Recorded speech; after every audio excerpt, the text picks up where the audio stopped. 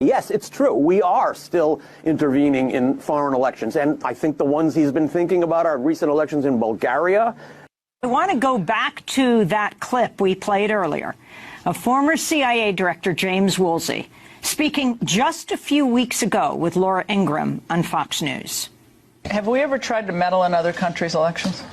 Oh, probably, but it was for the good of the system in order to avoid the communists from taking over. For example, in Europe, in 47, 48, 49, the Greeks and the Italians, we don't do that now, though. We don't mess around in other people's elections,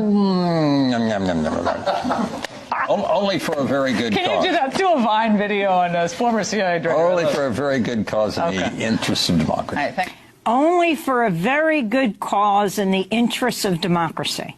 That's former CIA Director James Woolsey.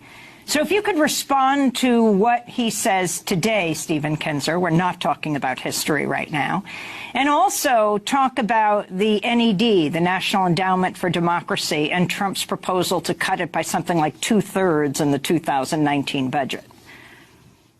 Well, that was a great clip, and I think maybe Woolsey's thinking back to one of his predecessors, Richard Helms, who was convicted of lying in court for denying that the United States had tried to influence the election in Chile. He didn't want to lie, so he just laughed. And I saw him really trying to tell the truth, not trying to lie. Yes, it's true. We are still intervening in foreign elections, and I think the ones he's been thinking about are recent elections in Bulgaria, in Mongolia, in Slovakia. The National Endowment for Democracy, which you mentioned, has taken over many of these functions from the CIA. It's a pretty unknown agency, but it was founded by President Reagan in the early 80s for a particular reason. You'll remember that at that time, the CIA had been suffering from many scandals and it couldn't operate the way it used to. So how are we going to influence foreign elections? Well, we established this National Endowment for Democracy, which is now funded at over $170 million a year. And that's all it does. It interferes in the politics of other countries.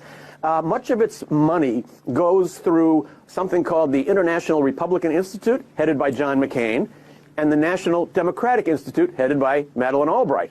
So you have these relentless interventionists working under a larger board that includes people like Victoria Nuland, who was in Ukraine as Assistant Secretary of State, handing out chocolate chip cookies to protesters, urging them to overthrow their government. Elliot Abrams, who was involved in the interventions in Nicaragua and elsewhere during the 1980s. So the National Endowment for Democracy has now taken on the job of interfering in the politics of other countries for what Mr. Woolsey called very good reasons, when there's a very good cause, to defend democracy. So I like his phrase. He said something like, we only do it for a very good cause. Well, that's a very flexible definition. Every country can define what a good cause is from its point of view. So if you feel that you have the right to intervene in the politics of another country and try to shape the results of its election because it's a good cause, then you have to realize that other countries will make the same rational calculation. We cannot be outraged when other countries are doing on a smaller scale what we've taught the world how to do over more than 100 years. Actually, this is one of the main jobs of the National Endowment for Democracy. It sends money and advisors into other countries, and it teaches them how do you make computer lists? How do you organize demonstrations? How do you make political meetings? How do you start a newspaper? These are all the building tools that we try to spread in other countries where there are governments of which we don't approve. Now, the National Endowment for Democracy published a report in 2013 in which they said Russia continues to be the priority country.